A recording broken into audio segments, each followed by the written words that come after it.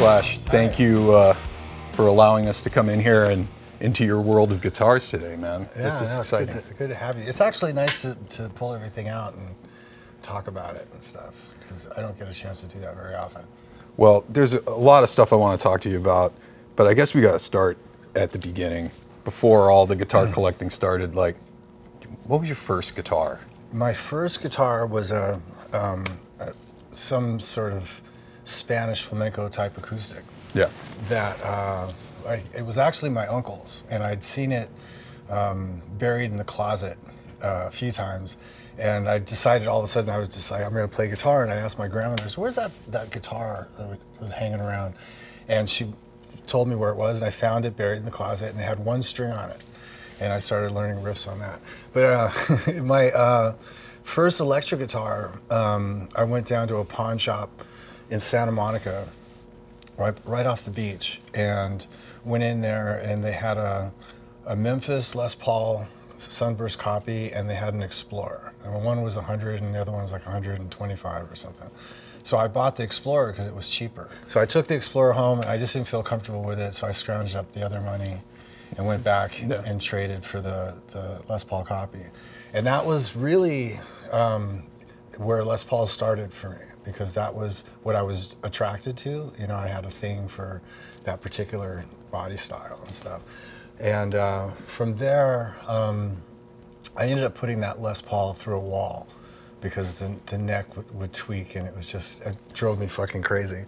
And so the first good electric guitar that I got after that, which was a name brand, was actually a BC Rich Mockingbird, which one of the short horn, probably 77 or 78 Mockingbirds. And then I used that as my primary guitar for, I want to say a couple of years. And then the next thing I got was a black Les Paul Standard, which was refinished. All right, we got a brown USA case, looks like it's from the 80s. It does, right? Yeah. This is Jessica. Oh, cool.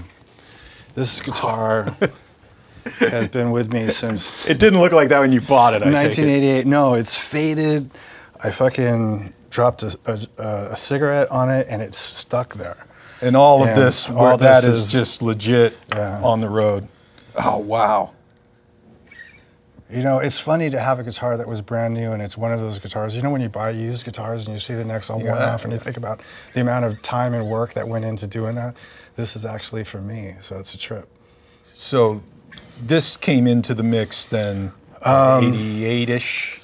I got it in 88. I was on the road with Guns, and I was retiring my two replica, 59 replicas that I had. And I called Gibson, and they sent me these two guitars. It wasn't this original case, it was those black hard protector. Yeah. And it was a bright cherry sunburst. Both of them were pretty identical. And I started using those on the road for a while. And then I had them refinished so that they were a little duller. Not this dull. Yeah. And it became my main stage guitar and the backup for all the way through Guns N' Roses, and then on through Velvet Revolver, and now with Guns N' Roses. It's still out on the road with you now. Yeah. And it's crazy. It's a three-piece top. It's a three-piece top. It was a factory second that they sent me. Well, why is it called Jessica? Tell me, give me do you name all of your stuff? Only certain ones get names? And I named this guitar when I was drunk, and I do not remember what the catalyst for that was. But Jessica was involved. Yeah. Gotta check this thing. So this, I mean, you're typically known for these big, kind of fat necks on the current stuff we're making. This is kind of medium. It's a medium, yeah.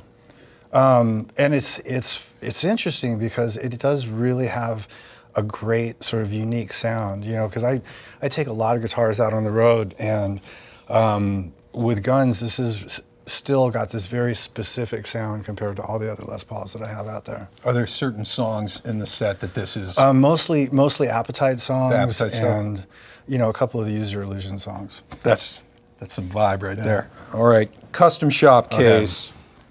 All right, I haven't actually seen this guitar myself recently. Oh, this is the original. Jesus, this is heavy.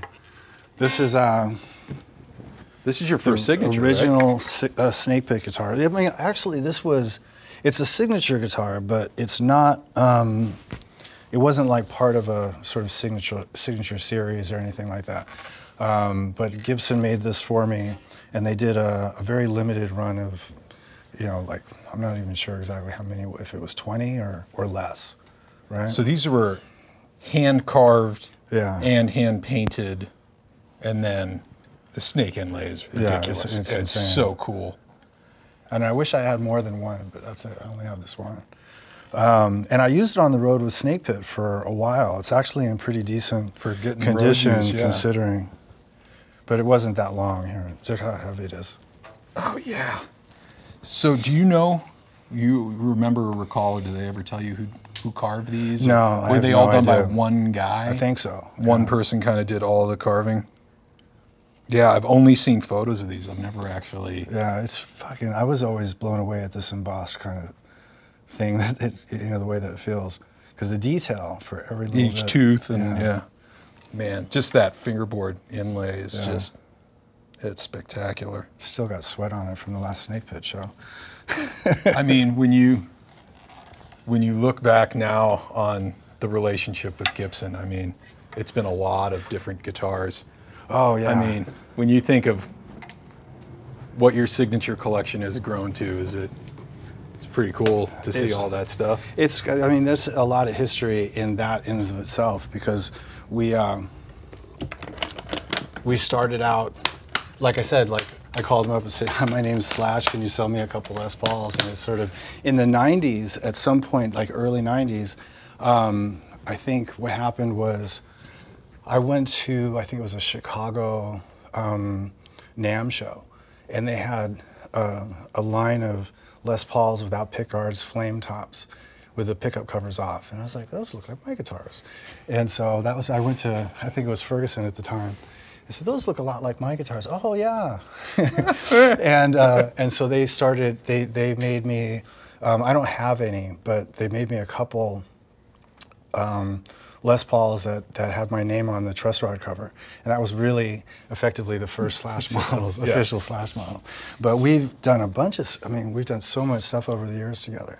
And it's really nice to sort of be part of the whole family, and have gone through all the thick and thin over the years and everything, When Guns broke, I mean, it was the era of Super Strats and pointy guitars and that whole thing, and you were kind of the only guy championing the Les Paul. Like, what is it? Just the shape? Is it the sound it does? Is it how it feels? What is it about that body style that you're so attracted to? I just thought it looked cool, I guess. I mean, the aesthetics of it. I mean, I knew that Jimmy Page, which I thought, he had a Les Paul, which I thought looked cool, way before I ever actually picked up a guitar, But when I did start playing, I had remembered that the guitar sound, the way that Zeppelin II sounded when I was a little kid, that I thought that was the coolest record, and Whole Lotta Love was just the fucking shit. Yeah. So, fast forward however many years it was, when I started playing guitar, when I saw Les Paul, I thought, that's a cool looking guitar and it probably sounds like that record, I was really, really ignorant. I learned stuff as I went. But as I sort of experimented with a lot of different guitars during that period from 15 to probably 18, I tried all kinds of different things. And I always just ended up coming back to a Les Paul. I loved the weight of it. It felt solid. I liked the way the neck felt.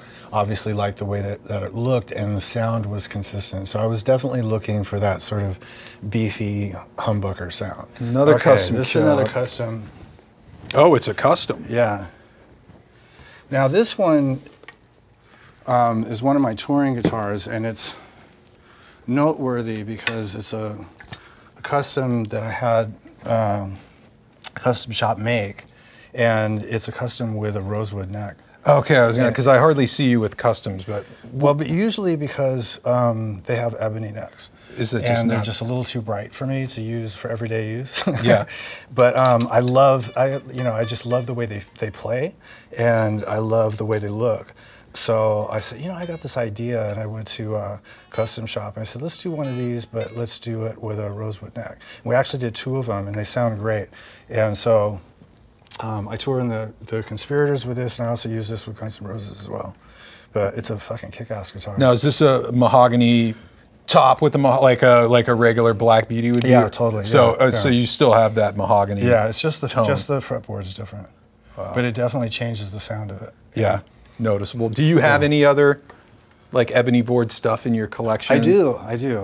It just I have a couple other, like probably 3 original old Black Beauties, but I've used them on record. User Illusions, I used one, but it's very specific, very sort of top-endy. When you got to get bright. Brighty sound, you know. But you know, it's one thing I will say. One of the all-time worst, best guitar sounds is "Sympathy for the Devil" solo, and that's one of these. It's one of those. Right. Big case. So this is another custom shop case, but different shape. And this is the Firebird line that I did with the custom shop. And this is one of the first prototypes. Yeah. / prototype number 2. Number 2. And these are great guitars. And basically, I love Firebirds, but mini humbuckers. Mini humbuckers are a pain in the ass, especially live. In the studio, they work great, and I have some all original that sound great in the studio. But live, that just doesn't work, and so we put some Seymour Duncans in this, and we changed the neck profile a little bit, you know. But for the most part, it's a pretty standard Firebird. Yeah. But it sounds killer. And it's a lot of fun to play, and it's not too neck heavy compared to some of the other ones I played. What's the neck like? Did you kind of go? Oh, you went. Yeah. You went with the typical meaty. Yeah. The typical slash neck. So, is there something particular that calls for a Firebird, or is there a certain sound that you? You know, it was when I was doing some of the material off of Chinese Democracy on the Guns tour. I thought, you know, what would sound good for this would be a Firebird. It was one of those songs, and that's where the original idea came from. And then I went to the guys over at Gibson, and we talked about it, and so we developed these. And so there's 2 kinds. There's this sort of off-white model, and then there's a trans black. Yeah, but you do have vintage Firebirds in your collection as well? Yeah. They're fun guitars. Yeah, they're fun guitars. When did guitar collecting start for you? It didn't start till Guns N' Roses was doing the User Illusions records. Prior to that, I had like 3 guitars. So when you started, like, the band was making money, you're going to start buying some stuff. What were you going after when you started collecting? Well, okay, when you say start, I wasn't collecting, like, I wasn't consciously collecting stuff. Buying tools. I was buying stuff, like we were doing this double record, it had 36 songs on it, and I had just a couple guitars. So I was looking for, you know, good guitars with good sound. So one of the first things I remember buying, like consciously remember buying specifically for a guitar sound, was the 58 Carina V. And I used it for Knocking on Heaven's Door, and it sounded amazing. It still does. I mean, you know. Yeah. And so that was, you know, that was like a first collector, but it was something that I actually used, right?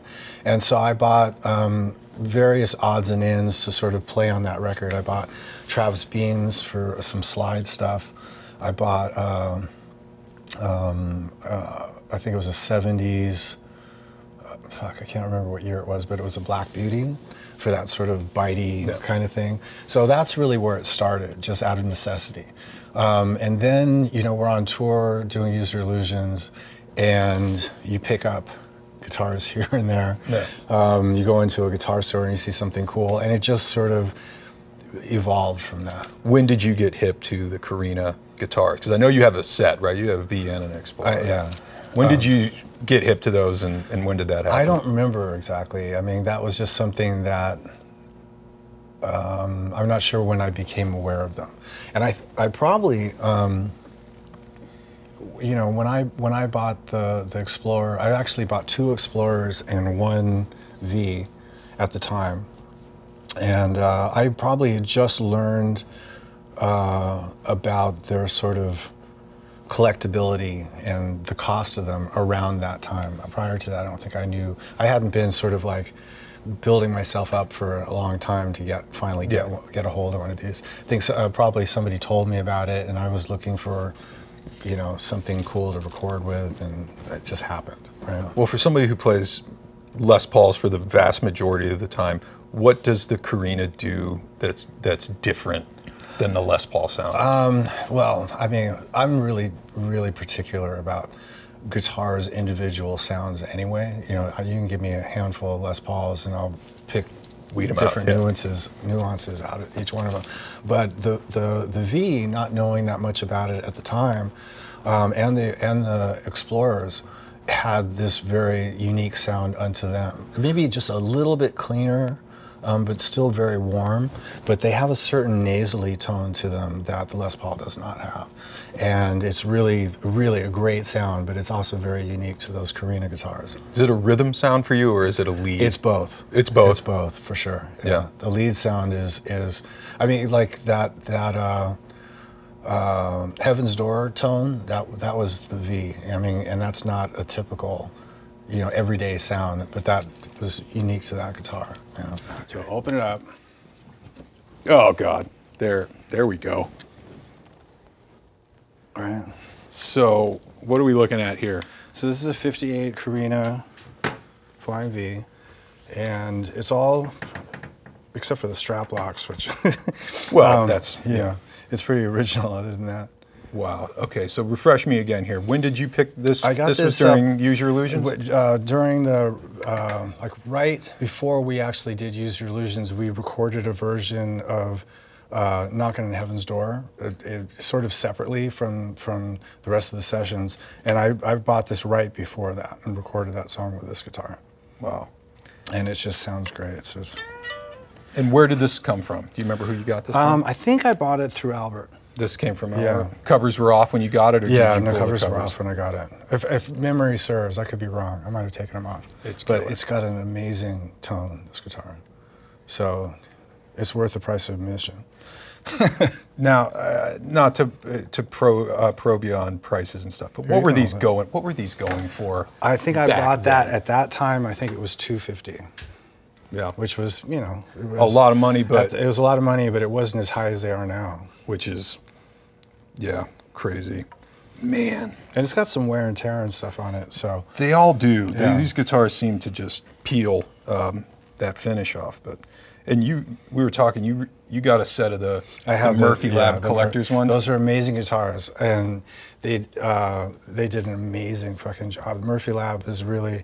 I mean, it's always been Murphy stuff has always been great anyway. Yeah. But they've really stepped it up. When does this come out these days? Do you ever have just in the studio? That does come out though. And it has to be something that I want that sound.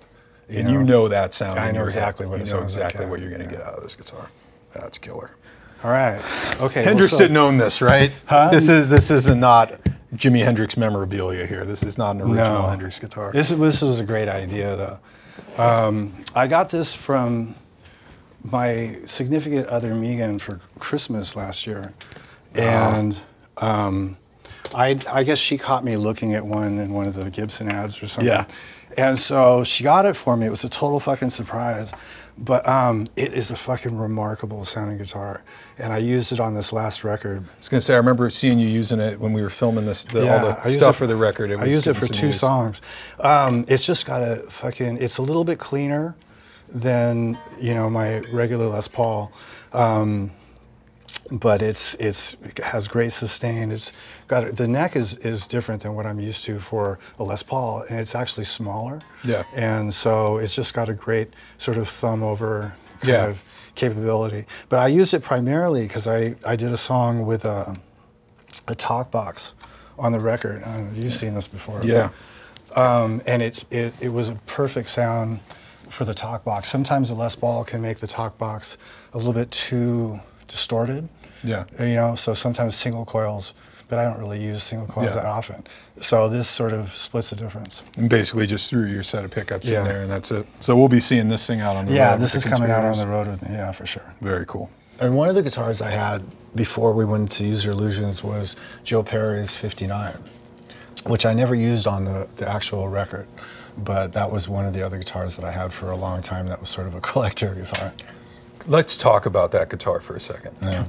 Growing up as a kid, when I grew up in the 80s and 90s, in the MTV generation, probably the most iconic guitar moment of my generation is you walking out of the church in the November Rain video in the middle of the desert, and you got the Joe Perry Burst on. How did you come to acquire that guitar, and what's that story? We're talking about kids recognizing cool guitars. When I was, you know, probably 16, 17 years old, Aerosmith Live Bootleg, right, the album, on the fold out, there's a bunch of photos of them, and Joe had this Les Paul that didn't look like your typical Cherry Sunburst Les Pauls. I didn't even know what tobacco was at the time, but I just always remembered that was a cool looking guitar. And I think there was an Aerosmith poster that a friend of mine had where he had that same guitar. And so I just always recognized it being really cool looking, like because of the color of it. And then, so fast forward to 1988, and Guns was on tour, our first tour of Japan, and I got a phone call in my hotel room from management saying that somebody contacted us saying they've got this guitar that you might be interested in. It was owned by Eric Roberts and Joe Perry, and I was like, it's 59 Les Paul. I'm like, well, if it's the guitar I think you're talking about, I know exactly what it looks like. I know what, you know, all the scratches and stuff on it. So send me some Polaroids. So the tour ends, I get home to my apartment in Hollywood, and I got this envelope, this big fat envelope stuffed with something, and I open it up and it's a stack of Polaroids, and it's that fucking guitar. And I could not believe it. I was like, no way. So the guy who was selling it didn't really know what he had, and I bought it for $8,000. Another brown case, custom shop. Another custom shop case. All right. Ooh, very so Joe Perry. This is the Joe Perry replica, 59 replica that Gibson did a limited run of, and this was one of the first proofs. I can't even. This was one of the collector's choice guitars. So, you know, the reason I brought this guitar out was because I did have the original for a long time, and I bought it from some guy who had a pawn shop back in 1988. And I guess Joe had pawned it at some point, and the guy who I bought it from didn't really appreciate what he had and sold it to me for $8,000. Anyway, so eventually, after years of going back and forth, I gave that guitar back to Joe. And then Gibson decided to do a replica of it, and this is fucking amazing looking. Because I mean, I had that guitar and I know all the scratches and all. Yeah, nailed it. Yeah, but I'm happy that Joe has his back. That was I always really felt like that was his guitar. And this one, I have a couple of these, and they sound really good and they look great, and so I sort of just leave it at that. Let me ask you a question about November Rain video. You have all these guitars. Why? You're like, I want to use that guitar in a video and have it, or was it just? It was just, you know, I had the guitar, I never used it in the studio for anything, and we were doing that video, and I thought, well, you know, it's a cool looking guitar, I'll use it for that. And that's you know, it didn't require a lot of thought. It was just one of those things, but it's immortalized for me in that video because that's the only, you know, that's one of maybe two things that I used it for that is now in perpetuity, I guess you call it. Yeah. How hard was that video to shoot? Like that video, like you could do that shit with a drone now, and it would cost like $300. You know, I thought that was my last day on Earth. Really? Because that helicopter was diving at me, and I thought, you know, this will be it. So, you know, went out jamming. Yeah. You know, that's pretty cool though. Yeah. Old brown case. All right. Yeah, that's original brown case. So this guitar I got fairly recently, and yeah, this is an original 59 Dark Burst. In Dark Burst. And it is super clean to the point where when I first saw it, I didn't think it was real. It's scary.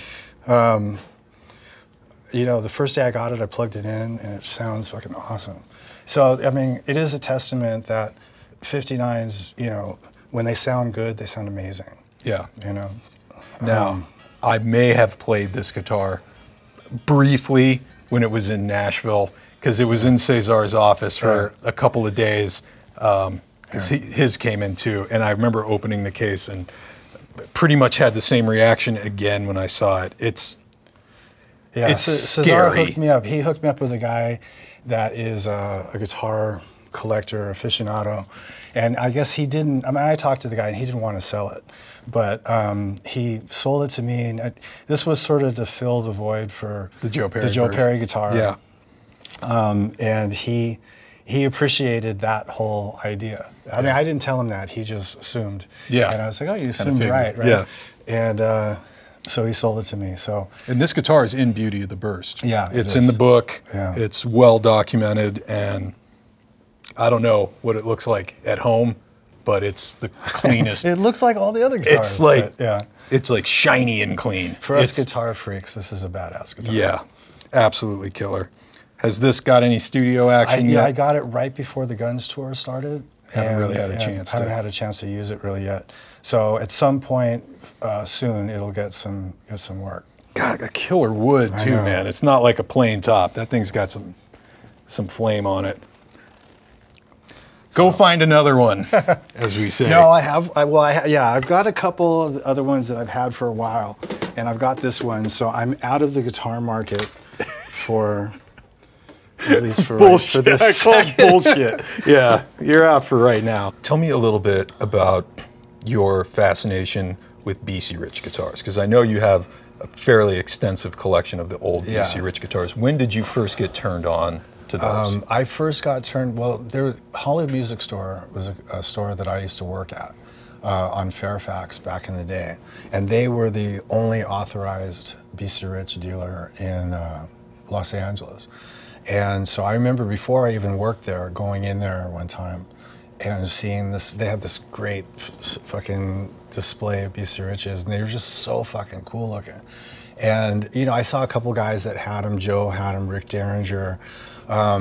Later, Craig Cachiso from Starship had them. When I was working at that music store, I managed to get a bitch double neck. Nice. Those guys, and which was sort of cool. And you know, so over the years, I picked up a couple. I lost that first Mockingbird, and I actually had the double neck stolen. But then I guess it was in 1989 or 90 or something like that, I bought a red Mockingbird off a friend of mine, literally on Highland Boulevard. Nice. On the street, like a drug deal. And that was sort of like a guitar that I still have and love it to death. And so since then, you know, I didn't buy any BC Riches for a long time, but I always wanted just a regular 10-string bitch, and I never had one. And I finally got one made through BC Rich, which is the green one that I use with Guns N' Roses. And then since then, I've gone on to buy, you know, I guess it's got to be like 20 fucking different colored 70s bitches. All right, black case. Black case. Is this a Fender? No, this is the 1980 BC Rich Longhorn Mockingbird that I got. I guess I got it somewhere around 1990. Is this the You Could Be Mine? This is a You Could Be Mine guitar, and gets used a lot. And I bought it from a friend of mine, well, it was an acquaintance, and he told me about it at the Cat House one night. He goes, "Oh, I got a BC Rich I'm selling. It's got a Floyd Rose on it." And I was like, you know, maybe I might check it out. So the following week, he brought it down there, and I bought it from him on the street. And it's been an old faithful. Yeah, I see you out. I mean, you have a lot of them, but this seems to be the one. What is it about this one? It's just, I mean, I think because it had a purpose when I first got it, and I used it for You Could Be Mine and some other stuff on Use Your Illusions that had tremolo bars, you know. in the solos, and it just became a mainstay through the whole Use Your Illusions tour. And now that I'm back in Guns again, and you know, it's pulled it out and still using it for the same songs. Yeah. And it's pretty heavy for a Beast Rich. Wow. Now, these have this whole preamp system. What's going on here, and how do you use it? You know what? This is the preamp right here. That's like on off. Yeah, and then this was a Variatone, which is really a tone thing. I'm not sure exactly how it works because just different valued caps that give different sounds. And then you have coil taps, and you have in phase, out of phase. And how do you use it? You know what? I tried using those on I had a Beast Rich my first good guitar was a Beast Rich Mockingbird, and same exact electronics on it. And I would dick around with it, but there were, I never really had any use for coil tapping at the time. Yeah. Variatone didn't really do that much for me. And the preamp itself, it's not as good as a Stomp box as far as the quality of the preamp. So I never use them. So now I bypass all that. You just use it as a passive, cool. Yeah. Just a totally passive. Yeah. And you're not afraid of a Floyd. You like the Floyd? No, I like Floyd. When you're going to do tremolo stuff, the Floyd is normally what you go for? I had another Beast Rich at one time that had a Kahler on it, and I was never a fan of the Kahler, so I very much welcomed the Floyd Rose on this guitar when I got it. Very cool. Yeah, this is Sky Cargo. This has been on the road. All right, so this is some quilt. Yeah, it's a nice quilt top. All bypassed. I was going to say, that's a lot of shit to play with right there. Yeah. It is, I mean, it's fun for a minute, but when it comes to really actually using it, I've never really had a lot of use for this stuff. Maybe the coil tappers, right? Yeah. But for the kind of songs that I would do with this guitar, the coil tappers aren't necessary. Now, do you ever string it as a 10-string? Yeah, I have. And it's like it either needs to be a 12-string, or they should have put the strings on the high 4 strings as opposed to, or I mean on the low 4 strings would have made more sense to me. Where you actually get the octaves, yeah. Yeah. But it's always been cool looking. So if I see a bitch without the extra, the extra 2 gears, it doesn't look right. Yeah, it's part of the vibe. Yeah. But it's pretty light, it's not super heavy. Yeah, that's good. But this particular guitar, Christ. I use for detune stuff, and it sounds really heavy. And there was a gig that Leslie West came to, and he goes, "What was that guitar, that Beast Rich that you used in the set?" He singled that out as going, "That's the heaviest fucking guitar." Yeah. And it does have a really great sort of deep guttural kind of. Now, are these stock humbuckers, or are these still just your Duncan? Yeah, I have this one made. Yeah, although this isn't an old one. This isn't an old one. Wow. God. It's built to the old specs. That's killer. Great top. Let's talk about 59 Les Pauls for a second, because I know you have a few of them. Do you remember the first time you got your hands on an original 59 Les Paul? Just to play one. Yeah. I think the first time I ever got my hands on one to play one was the one I bought. Well, besides Joe's, was actually really the first 59 I ever got my hands on, and I bought that one. But other than that one, the first one that I played outside of that was a 59 that I bought from Albert Molinaro, who Guitars R Us and all that. And I still have that guitar, and it was great. What is it about those guitars? Obviously, everybody has read hype about them. Not everyone has ever had a chance to play one or even seen one in person.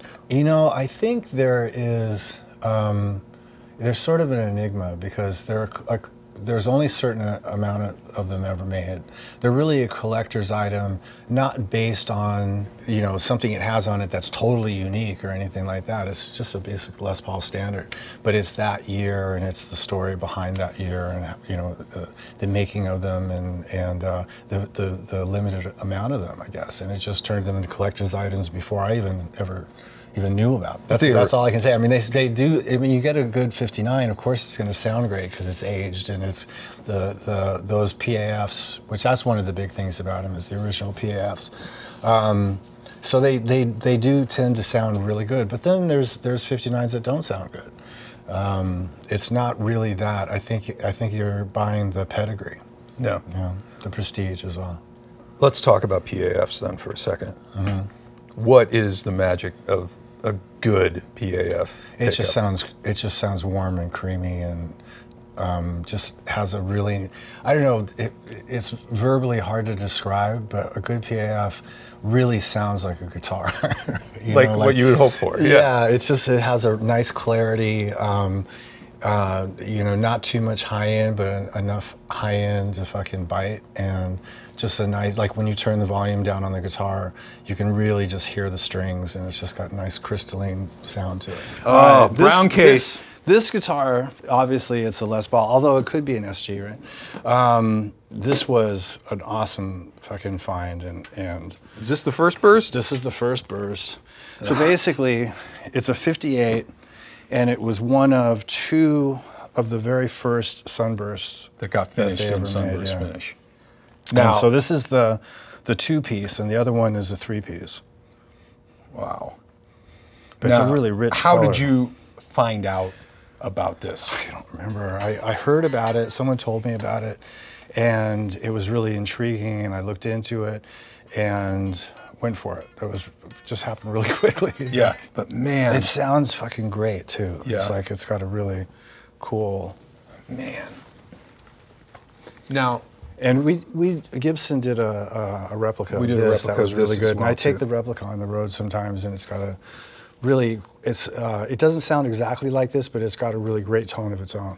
Now, this is a 58. You also have 59s. Do you notice much of a difference? Does the neck even feel, I mean, do they? No, the neck seems pretty similar. You know, if you told me this was a 59 now, and I was just off of feel, I would say, okay. Yeah, you know, well, yeah, sure. Yeah. You know, there's those still original frets on there too. Yeah, I'm seeing nibs because it still has the small frets, and I have no idea what that was. Like there was a sticker at some point. You haven't got out the Goo Gone yet. No, You're just gonna leave it on there. I had to just leave it. Yeah, the vibe is just too good. Oh man! And it's actually in the replica. It's on there. Put the sticker goo on there Murphy too. did a thing, and I mean that's the first it's a burst, piece of history, man. It's fucking, for a Les Paul guy like me, it's a must-have. That's right. That's pretty sweet. All right. Judging by this is like early 2000s custom shop case. This is a Slash model tobacco burst from, it's 2000. It says on my thing it says 2002. I think it's 2003 or 4. I'm not 100% sure. But this is really the first real sort of line of Slash models full production I ever did. run. I remember. Oh, so this, okay. So this used to have the piezo pickup there. A little switch, and there was a piezo pickup in the bridge, and it was sort of like a Pete Townsend kind of thing where you could just switch to acoustic, and it was actually pretty functional. You know? Instead of doing the double neck thing, exactly. you could do it in Yeah, one guitar. that's exactly what it was. And I ended up pulling it out at some point because I wasn't doing the acoustic bit on it anymore. But this was the main guitar for Velvet Revolver outside of Jessica. So it looks like Jessica sort of took a back seat. This became the main guitar, and I beat the shit out of it. Look at Dude, that. that's not Murphy Lab. No. That's Slash Lab right there. Oh my God, it's like into the body. I'm not sure what the belt buckle I was wearing was, but I would say that's definitely the product of King Baby or Chrome Hearts. Yeah, did that. Whoa! For all of Velvet, this was kind of the go-to. Yeah, that was the main guitar. What a top, too. Aggressive sounding guitar. Yeah. Yeah, very, not high-endy, but very bitey. Yeah. And light. Yeah. That's killer. It's good to see. I haven't seen it in a while. So another brown case with the that. Scully on it. Oh shit! it's an air guitar. This is Brazilian Dream. Okay, wait. Oh, is this in the rig? Yeah, better be.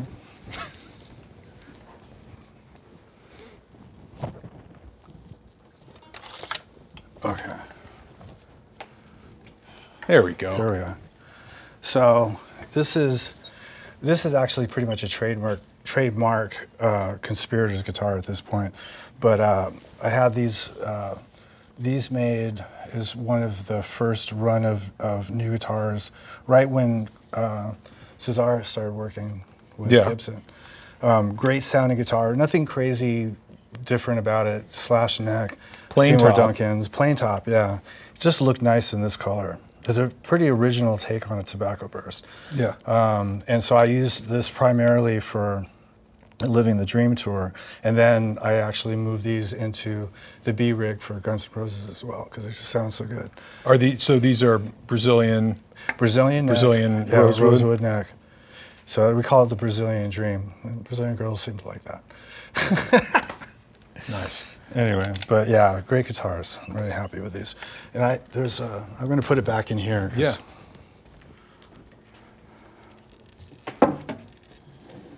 After I ding it up a little bit. What percentage of your collection would you say is acoustic guitars? Do you collect the acoustic guitars like you do the electrics, or are those really just tools? Like making a record, I need a sound. Those are more tools. I mean, I have acoustics everywhere, so I can pick one up and just play it. But I don't find it, I'm not as turned on by acoustic guitars as I am by fucking Les Pauls, right? Yeah. So I have a bunch of really great sounding acoustics, but I probably, probably fit them all into this one case right here. No. Is this an acoustic guitar? This is an acoustic guitar. I just figured since we were doing this, it was worth mentioning because this was the first good acoustic guitar Epiphone. I ever had. And it was, we talk about what's your first guitars, and this was the first brand name acoustic I ever got back when I was like probably 16. And it was given to me by a couple who I babysat their kid. Yeah. And having me babysit someone's kid is sort of like Clockwork Orange or something, and having, anyway, So I went over there, and they had a mandolin hanging on the wall, and they had this acoustic hanging on the wall. And so I said, well, while I'm over here, can I play this guitar? And so I ended up playing the guitar all night. And they gave it to me, and it was like a godsend. This tailpiece pulled away from the body after a while, and so we had to put these bolts in and hold it down. But it's held up all these years. So I figured I'd mention it because it has such sentimental value, if anything. Of all that early stuff that you had, is this the only one that you still This is the only thing that I think, this is the only thing I have from that long ago. From like the teenage years? Yeah.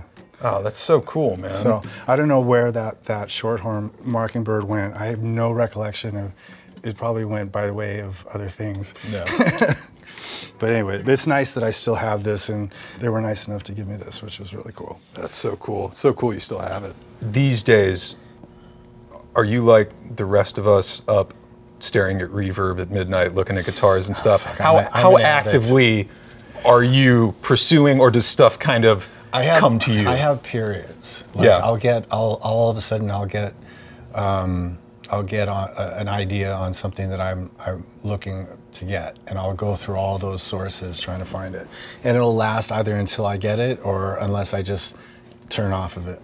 But sometimes, because I'm an Instagram guy, I'll just see guitars, and I'll call up these stores I've never been to somewhere out in the middle of the country, or sometimes in other countries, and I'll pick up guitars. A lot of my reissues I bought from different stores. I didn't get them from Gibson. Like sometimes it's just a look, it's just a finish, and you don't even know what you're getting as far as what it sounds like until you get it. But other times I'll go and I'll actually check these guitars out and listen to them. But I'll go through periods where I'm like, do not buy any more guitars. It's ridiculous. Now, when you are buying stuff, like, is it strictly a tool? Is it an investment, or is it that you just love this shit and you just want it around you? It's a tool, and I love them, right? But first and foremost, it's a tool. I don't like to buy anything that I'm not going to use. Yeah. I hate buying stuff because it's an investment. But if you need a crutch to help you make the decision to buy stuff, you can tell yourself that. Right? Yeah. There's really only 4 or 5 guitar players that come to mind to me when I think of double neck guitars. There's like Jimmy Page. There's Don Felder. You're one of those guys that comes to mind for me. Whether it was the Guild double necks or the SG, when did your fascination with double necks start?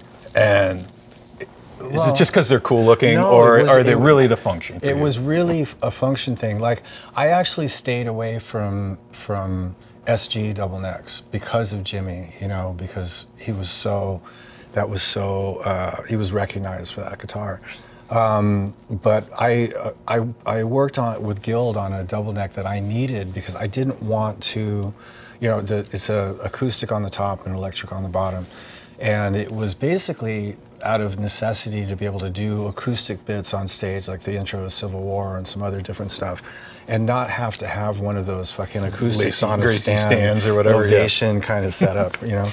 And so I was using some Guild acoustics at the time, and I went to them with this particular idea, and we designed the Crossroads guitar, and it's really functional. You know, you just flip a switch, and you're going from the 6-string humbucker neck to the piezo neck, and it's got a sound hole, and it sounds really good. So we built a few of those, and it's been a mainstay with me for years. But then somewhere in the 90s, we were doing Heaven's Door, and I needed a 2 electric with a 12-string on it, and I just bit the bullet and went with the SG, and I made sure to find a black one, something not cherry, and you know, and it's been my thing ever since for songs that call for that. Black case. This case is ridiculous. Oh, this is the 67 double neck. So this is the original for what?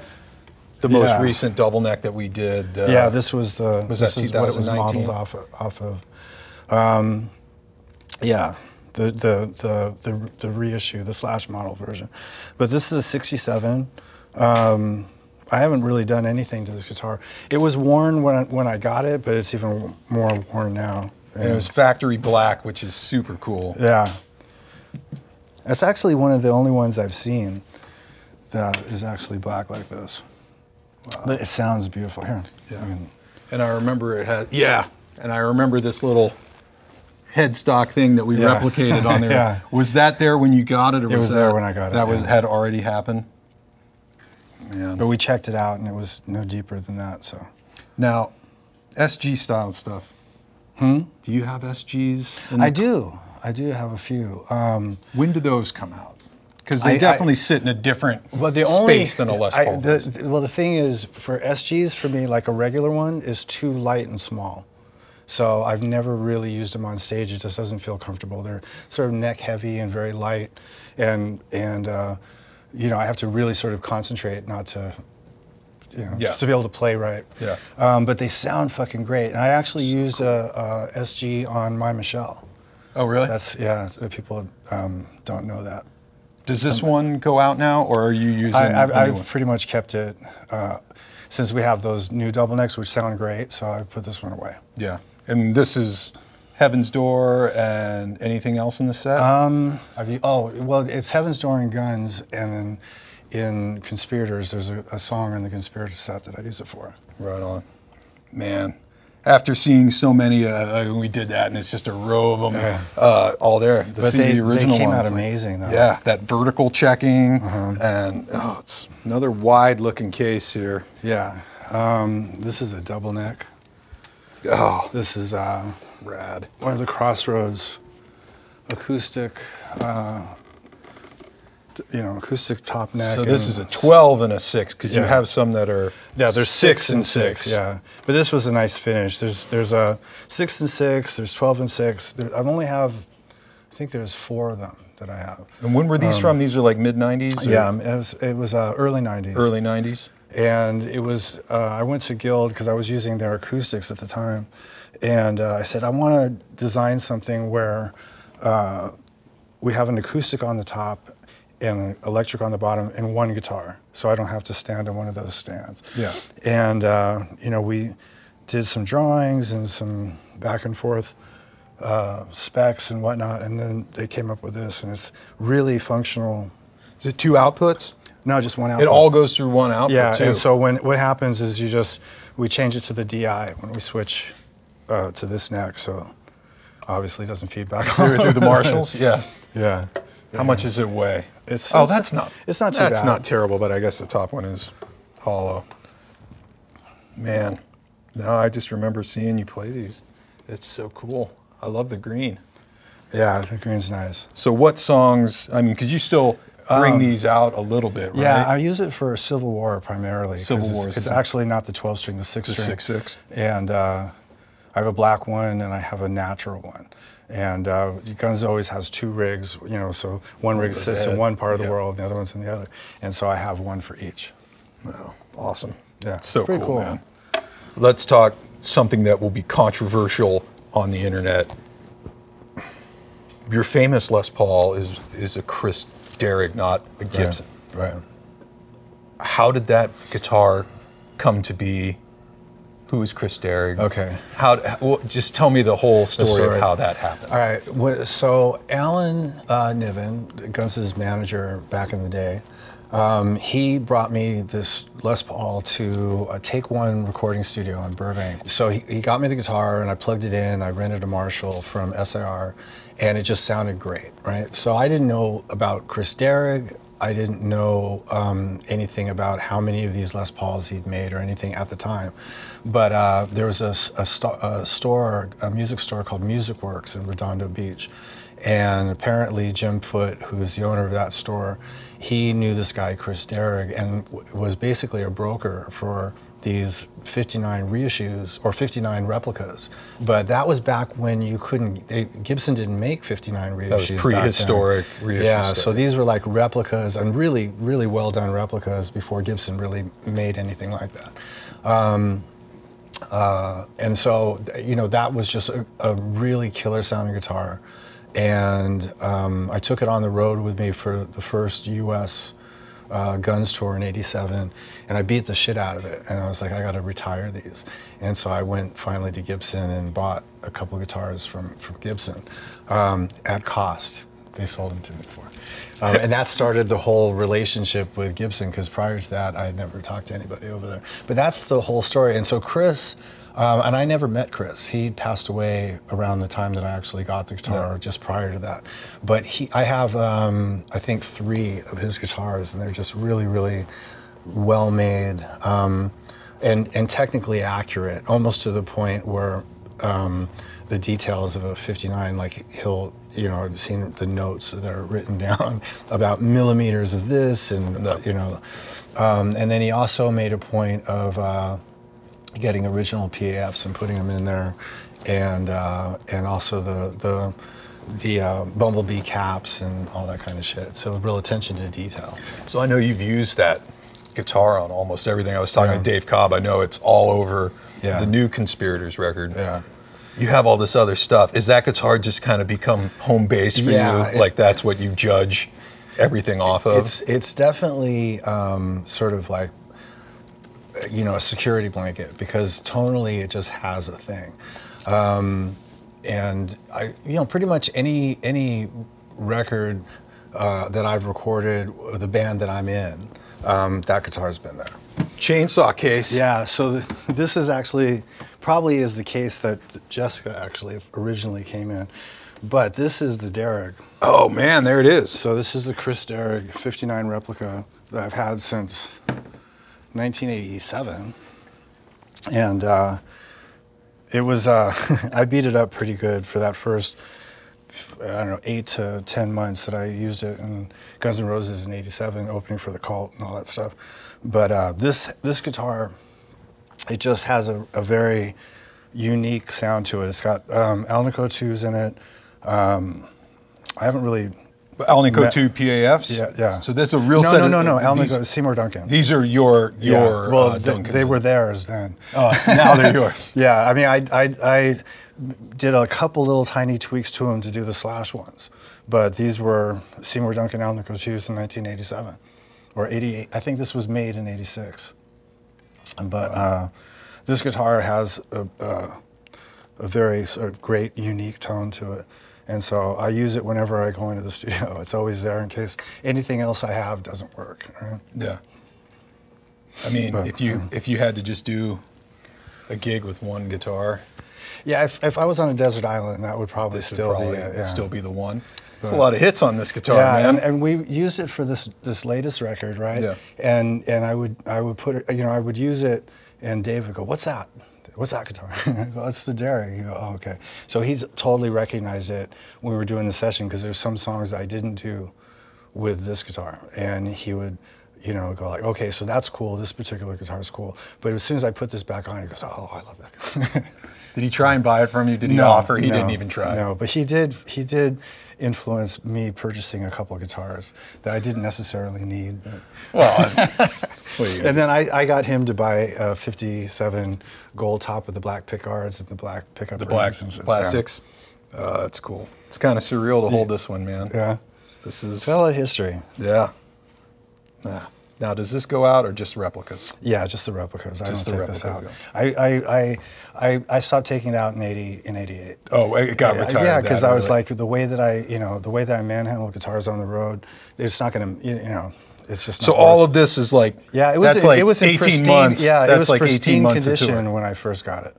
Wow. You know, it was totally clean. Man. Yeah. It's killer. Let's see, another brown case. Oh, same shit. Another empty case.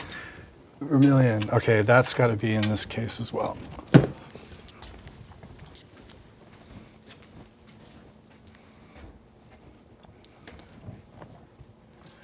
Fortunately, it says on the back of the case. It's got everything labeled in there. Yeah, well, you know, like fucking in the dark at these shows and all these guitar changes. Anyway, so this is basically the sister to the Brazilian Dream. This is the Vermilion, whatever, and it's one of the Slash models. Actually, when we started doing the first line of Slash guitars for USA, this one and the Tobacco one were the main guitars. Yeah. Oh, so this is the custom shop. Yeah, this is the custom shop version. Another great sounding guitar, real simple setup. Seymour Duncan's My Profile, which is, you know. Yeah.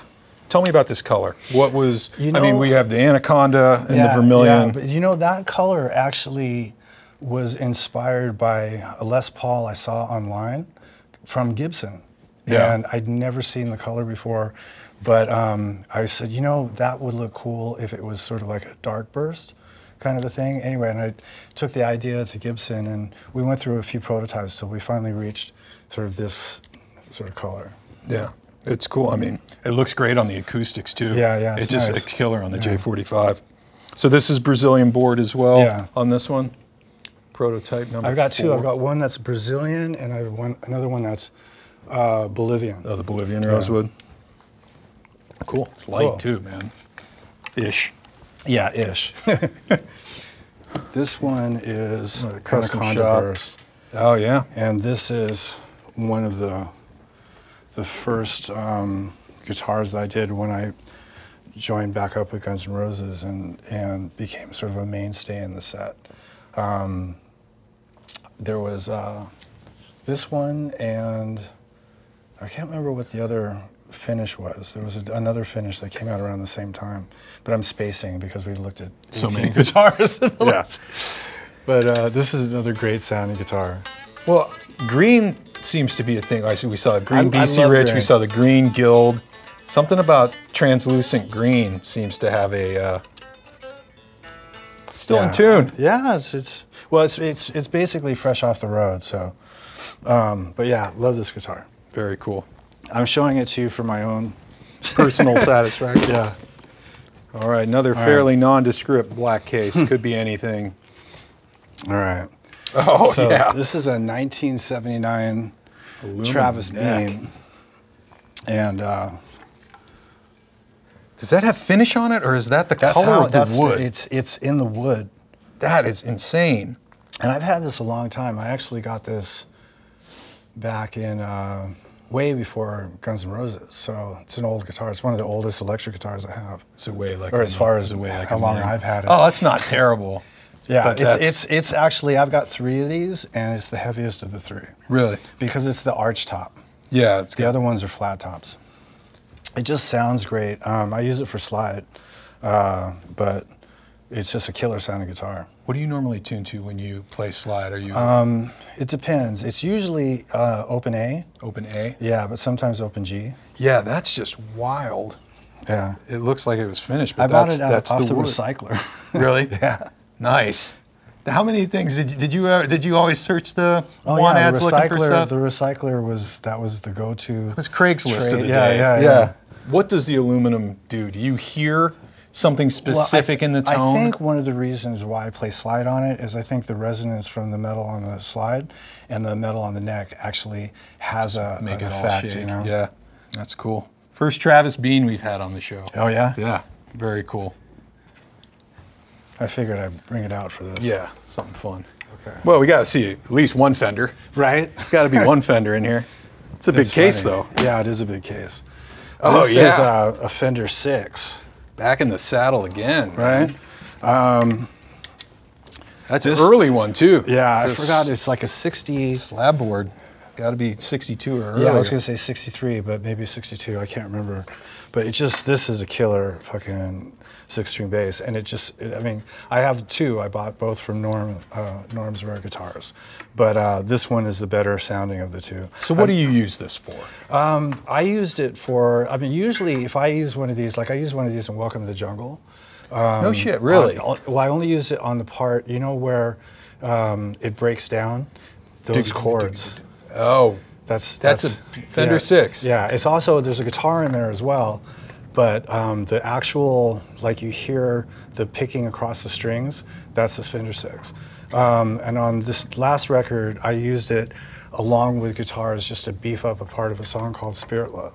So for me, it's got a lot of different applications just to beef up something, you know? But you run it through the same rig, through the same Marshalls, nothing special, just let it rip? Yeah. But I've never like tried to make it sort of the solo instrument and that kind of thing, you know, like in other words, get a riff and then just make it only six. Yeah. So I just use it for embellishments. It's fucking fun to play though. Yeah. Very cool. Yeah. And I don't know, this got a tremolo on it. I've never found use for it. Bass tremolo hasn't caught on yet. Looking back now on everything, is there one that got away? Well, I mean, like I said, you know, there was the Joe guitar. When I gave that back, it was after the fact, you know, that I was like, God, I missed that guitar. Yeah. Let me think. I know there was a guitar that I was trying to buy at one point, and somebody bought it, but I hunted down the guy who bought it. I ended up getting it. That happened recently, actually. It was a black 88 Les Paul Standard, and that's its actual real finish, which is really rare. It's just an 80s standard. What was killing you about getting this thing? Well, because it was the same year that my friend, that Jessica came. Oh, okay. And Jessica was really a factory second that I got from Gibson in '88. I'm sort of partial to that year of Les Paul standards if I see one that's from that same year. So this 87, not 88, 87 that I bought was made in the same, it's like almost the same numbers as Jessica. Wow. So it's a little sentimental. What's your policy on taking vintage stuff on the road? Are there some guitars that you just won't let leave the house? There's some guitars, I mean a lot of guitars really, vintage guitars, that there's no reason to put them through all that, you know, and take the risk of anything happening to them when you can just take a reissue of basically the same guitar and feel a lot less sentimental about it in case something happens to it. But then I do have the old guitars that are vintage in the sense that I've had them since since the early days, right? Yeah. So they're actually sort of old now, you know. Yeah. Jessica's one of them. That BC Rich and a couple other guitars, but for the most part, I try to just stick with newer stuff. And I even recorded just recently. I took the Derek, but all the other guitars that I used on the record were new reissues that I got. Something else modern. This is a newer case, obviously, and this is nice. This is a pretty special guitar. It's the latest release, I guess you call it, but it's basically based off of 57 dark back gold top. But really, what inspired this guitar is I had a dark back gold top back in, I think it was in 1987, and it was a guitar that I used throughout the whole Use Your Illusions tour. And yeah, I used it for like Sweet Child of Mine and Estranged and all these songs that had like those real sort of creamy guitar solos. Yeah. And it got stolen, right? So I haven't been able to find it, but we built one just after the same specs, and so this is it. And it's called Victoria because the person that was responsible for ripping off my house, her name was Victoria. So immortalize her. It's an homage. Yeah. As many Tobacco Burst guitars and stuff that you've played and different Sunburst stuff, I still kind of associate you as a Gold Top. Yeah, I love Gold Tops. Guy, what was your fascination, or what? It was a sound thing. I mean, aesthetically, I can't say that. You know, back in the day, I looked at a Gold Top and said, "That's you know." Yeah. It was really because I played one, and they have a certain sound, and it's funny because it's really just a Les Paul, different finish, but Les Paul standard, basically, right? But they do have a certain kind of weighty and sustainy sound, and so I just started using it from that point on. Yeah, I just remember when we released the line, the original 4 guitars, everyone's like, "Where's the Gold Top? There's no Gold Top." It's like, we're gonna have to add the Gold Top too. Okay. Another chainsaw case. I'm guessing something old. All right, this is a 56. 56 Gold Top. This is a fucking great sounding guitar. I hardly ever see you with P90 guitars. No, you know what? You normally don't. A lot of it is because they were too noisy to have on stage, and so put it through in the stadium with a rig, and it's all noise. In the studio, I'll use them, and I use this one in particular on the Live in, no, not the Live in the Dream record. Oh no, it was Live in the Dream. I'm sorry. Live in the Dream? Okay, yeah, the opening song on that record, I needed something that had a single coil sound, and I actually used this guitar a lot on that record. Just really bitey and clear, you know. So we're working with Gibson on trying to shield these humbuckers so that we can actually get it to the point where you can put it through a Marshall and it's actually usable in a live setting. I mean, even in the studio when you use this, are you going through the Marshalls or is it a different amp? No, I'm going through the Marshalls. You're still doing the Marshalls and stuff? It's cool. And it's green, and it's just the right amount of green in all the right places. It's oh, and it's got a stinger. Yeah. Oh, rad. Love a stinger. So cool. I mean, is this it, or do you have juniors and specials and other P90 stuff? I have juniors and I have specials and melody makers and. Yeah, but this is the maple top. Yeah. Those guitars actually sound great. They're very light, you know. So I think I've used a junior on the World on Fire record. Right. And it sounds killer, but it doesn't feel as comfortable. I think one of the things about Les Pauls is that density. Having the top on there. Yeah, I sort of go for that. Love the tan lines from where the guard was. Yeah. Sick. Another clean brown case. I like those. Now you would know better than me. Oh yeah, I remember this. I do remember this guitar. And I got this from you at Norman's. Right before you headed over to Gibson. It was towards the end of my thing, and if I remember it, I had done. It was like, I think it was an '87 Gold Top on Guitar of the Day, and you called me going like, and I had just sold it. Yeah. But I knew you were looking for Gold Tops, and we were at Norm's warehouse one day. This is the one that's in Norm's book, and we opened it up, and it's just like the cleanest thing in the world. We brought it back to the store, and it was sitting there, and it was like, I'm just gonna send Slash a picture of this. Yeah, and I think it was the day before you were about to go on the road with Guns. Yeah. And you and me were like running all over town, and you popped in for like 10 minutes. 10 minutes. I bought it, and then I had Greta come pick it up because I had to take off. Yeah. And it was like you were out the next day, and I know for a fact that these are repro tuners on it. Yeah, because then I handed it to you out of the case. You went to tune it, and the tuner crumbled in your hands. Yeah. But man, it's a clean guitar. This is a great sounding guitar, and this is really, when I started doing Gold Tops, I mean, this is basically the Gold Top that they're modeled after. It's a 57 dark back with the humbuckers, and I mean, this is a 58. So this is 58, this is it's a burst with different paint on it. I mean, it's a sunburst Les Paul. Which is why it's always been so odd to me that even though it's basically the same guitar, Gold Tops inherently sound different. And I don't know if that's the finish or what the fuck. Something about the paint, you know. But man, it still is. It looks great, still as clean as when I sold it to you. God, look at the interior of that case. I know. It's just still all plush. Looks very Bordello. Yeah, fucking killer. Last but not least, and you can see it was in this Nashville. Was on the new record then, recently. I take it?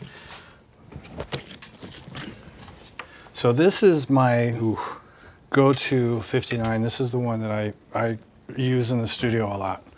I did take it to Nashville for this last record, but I didn't end up using it, but I used it on Living a Dream. And I also used it for a recording of Rocket Man that we did not too long ago. And I've used it in the studio for a couple other people's sessions. Just a really great, very sincere sounding 59. How long have you had this one? I've had this since the 90s. Really? It's one of the first ones I ever bought. Remember who you got this one from? Offhand, I'm not sure. It might have been Albert. I bought most of my vintage guitars from Albert.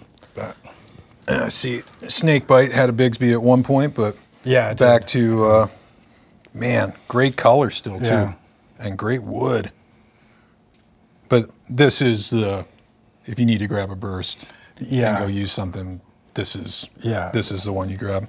It's just got a certain sound to it that I'm like, okay, I'm gonna use. I don't have a name for her, but it's definitely a she. Mm-hmm. I have two guitars named Big Pete and Little Pete. Otherwise, they're all girls. Yeah, nice. Now what? Named after our Peter. Yeah, because Tall Daddy. The guitar that I had made came with the wrong finish, and he goes, "Well, can I have it?" And I said, "Well, let me just listen to it first, because usually when the guitar finish is not right, it's the best sounding guitar," and that's what happened. Yeah. So then I had another one made, and the finish was still wrong, but I kept it. So Big Pete and Little Pete. Oh man. It's a good guitar to finish off the whole run. We saw some good stuff today, man. Yeah, you got good stuff. You know that? You're good at this. Well, Slush, I want to thank you. This has been like one of the most epic days of my guitar life. Well, it's definitely been a full day, right? Yeah, it always is. But man, there was some good stuff. I just want to thank you for letting us have access to all this stuff. Oh yeah, no, totally. And thank you for giving me a chance to fucking geek out on guitars all day. It's fun, right? Yeah. You should do this more often. Of course it's fun. Unfortunately, I don't have too many people I know that want to do that with me. But well, I was happy to be the guy. Guys, thank you so much for watching. I'm Mark Agnesi for Gibson TV. See you guys next time on another episode of The Collection. Ciao. Peace. Going through it.